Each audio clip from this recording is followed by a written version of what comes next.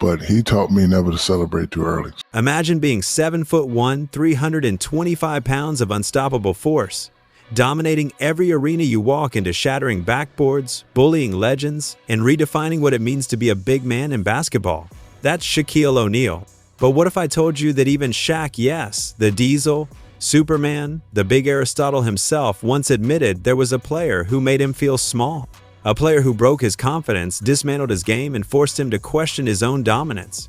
And no, it wasn't Michael Jordan, it wasn't Kobe Bryant, and it wasn't even Tim Duncan. The name Shaq, revealed as the toughest opponent he ever faced, might shock you. Because this wasn't just a battle of size or strength.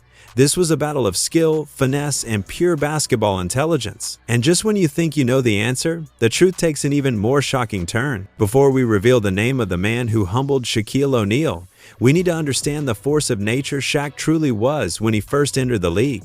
In 1992, the NBA was still riding the wave of Michael Jordan's rise, but then came this 7'1", 300-pound rookie out of LSU who didn't just step into the league, he shook it.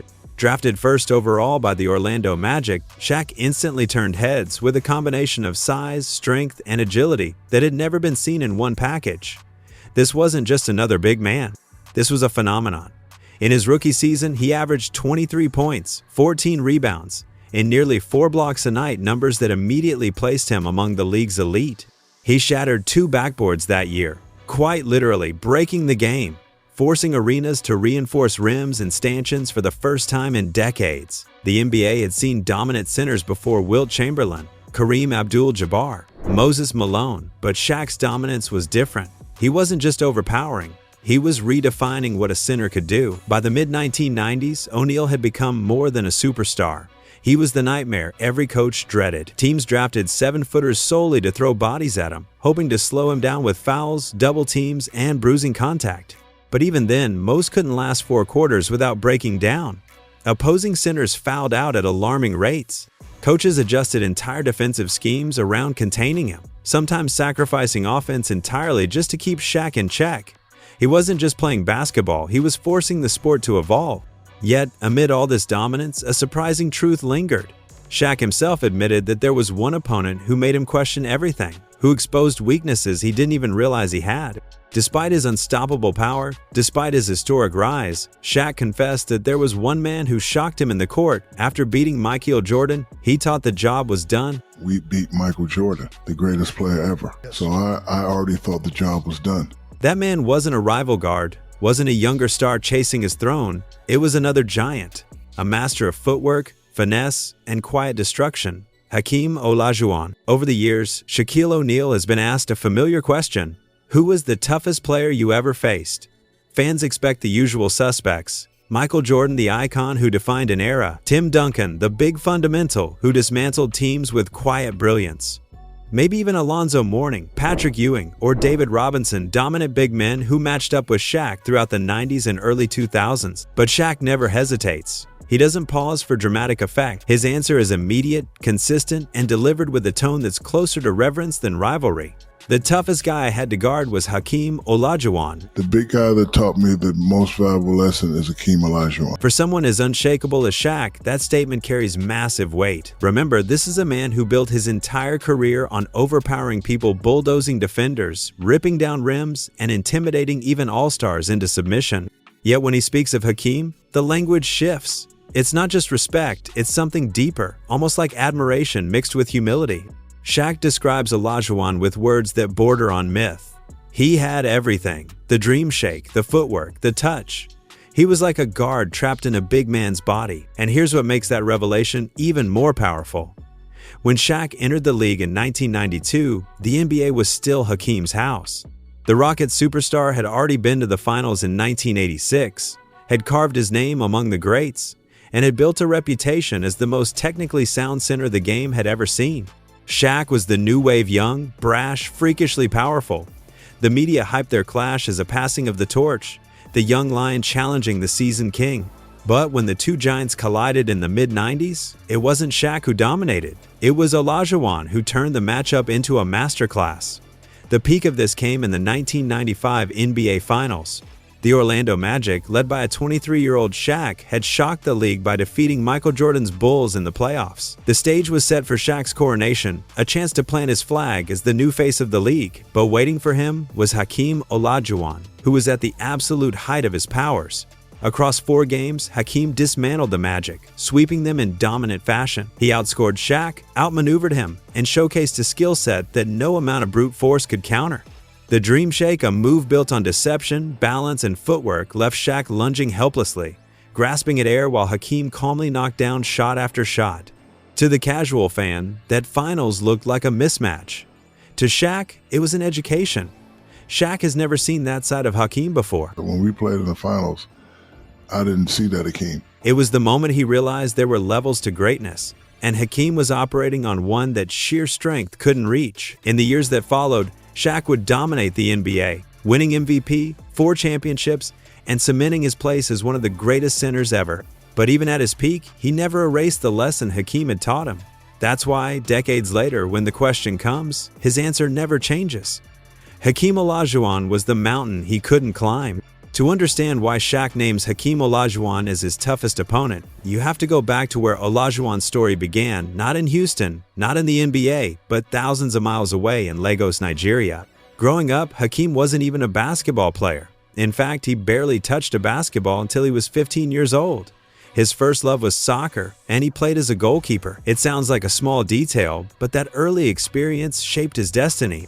The agility, the footwork, the ability to anticipate angles and react quickly, all traits of a goalkeeper, would later become the foundation of the most unstoppable post moves the NBA had ever seen. When Olajuwon finally picked up basketball, he was raw but relentless. His height gave him an edge, but it was his discipline that separated him. He studied tirelessly, practiced endlessly, and molded himself into a rising star in Nigeria before moving to the United States to play college basketball at the University of Houston. That's where the legend began to take shape. At Houston, Hakeem became the centerpiece of the famous Phi Slama Jama teams alongside Clyde Drexler. They didn't just play basketball, they put on a show. High-flying dunks, relentless energy, and 3 straight trips to the Final Four made them college basketball's biggest attraction. But Olajuwon wasn't just an athletic marvel, he was a perfectionist. By the time he declared for the NBA draft in 1984, he had honed his craft to the point where scouts viewed him as a can't-miss prospect. That's why the Houston Rockets selected him with the #1 overall pick, yes, even ahead of Michael Jordan. It was a decision that could have haunted the franchise forever, but Olajuwon proved it was the right call. Unlike many #1 picks who fold under immense pressure, Hakeem thrived. He turned into the dream, a player whose game combined grace and power in equal measure. His resume speaks for itself. 2 NBA championships, 2 Finals MVPs, a League MVP, 12 All-NBA selections, and 9 All-Defensive First-Team honors. He retired as the league's all-time leader in blocked shots, a record that still stands today. But numbers only tell part of the story.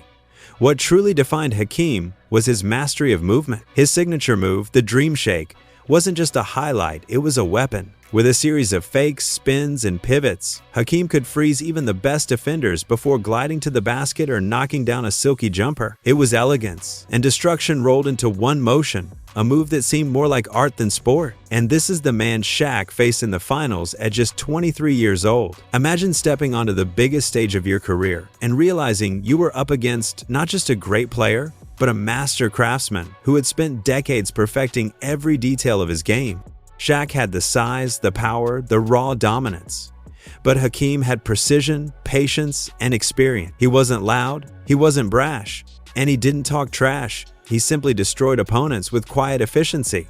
That's why Shaq calls him the toughest.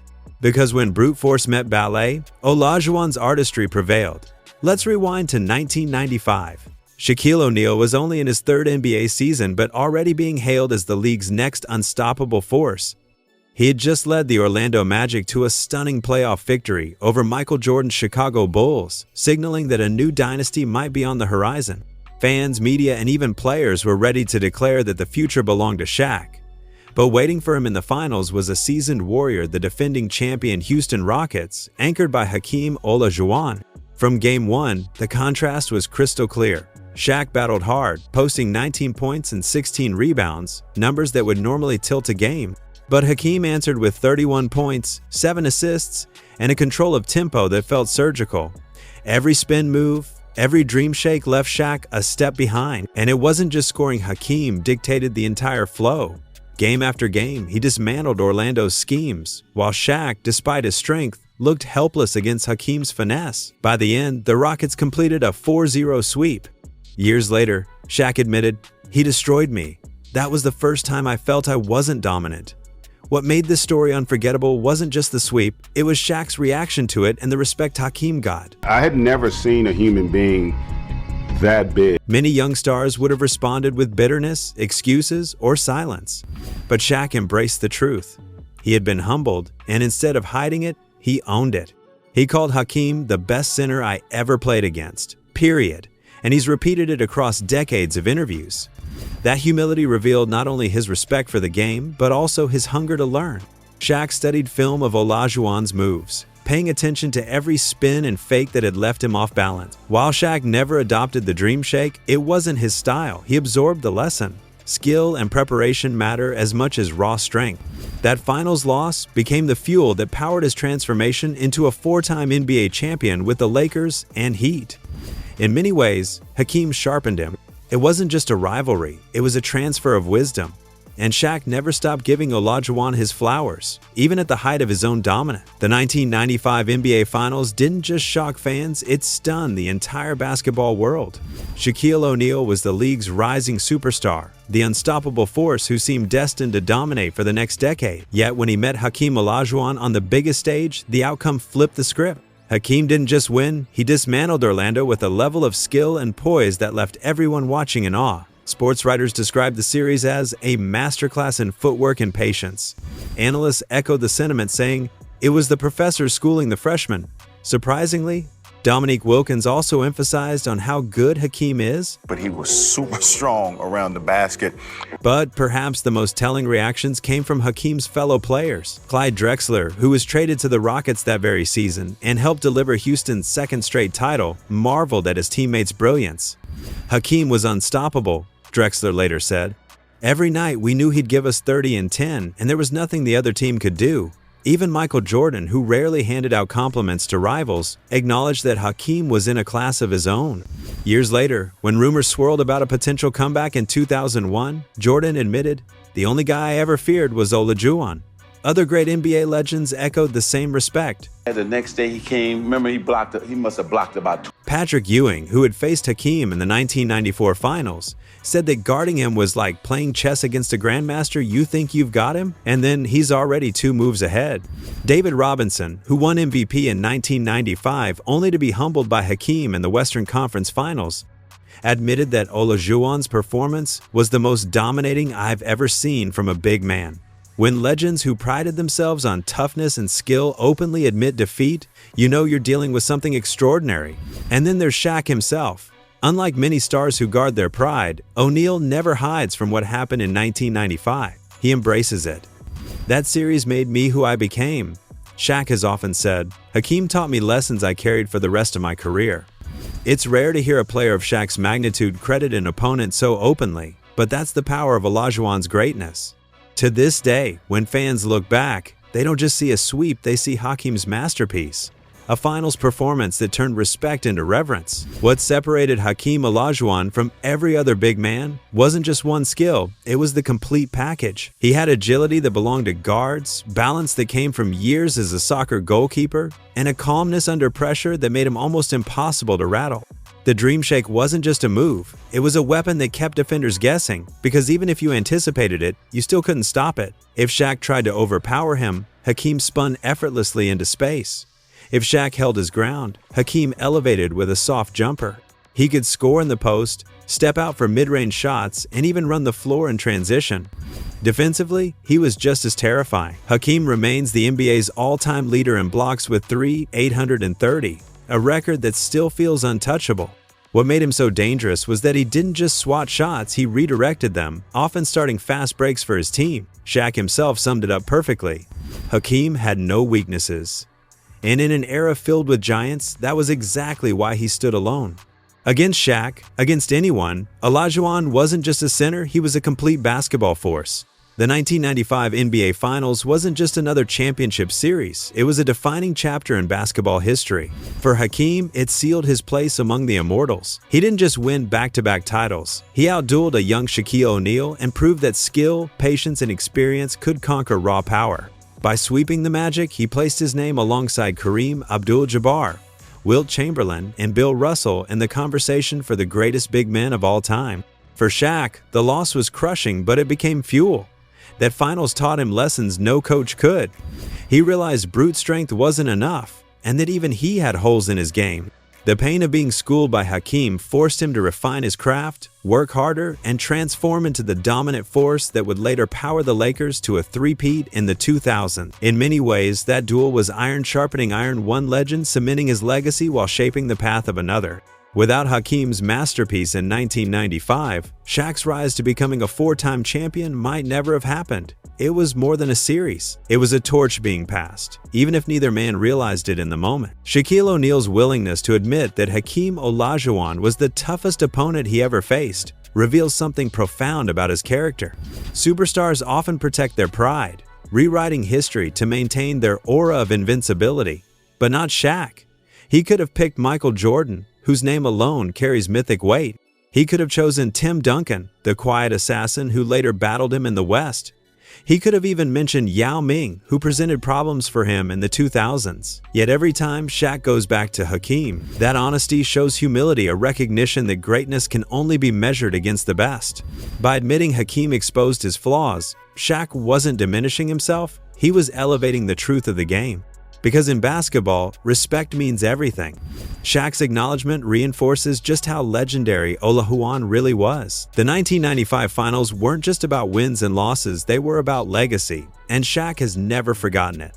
In a way, his admission is its own tribute, a superstar bowing his head to another, forever preserving Hakeem's name as the one man who truly tested the most dominant center of his era. So here's the truth. The man who made Shaq the most dominant force in NBA history questioned his own power was Hakeem Olajuwon, the dream, the master of footwork, the giant who turned Superman human. And maybe, just maybe, that's what makes Shaq's career even greater. Because he didn't just dominate, he learned from the best. But now, I'll throw it to you. If Shaq says Hakeem was the toughest, do you agree? Or do you think there was someone else who could have given Shaq even more problems? Drop your thoughts in the comments, I'll be reading every one. Because if this story proves anything, it's that even legends have legends they fear.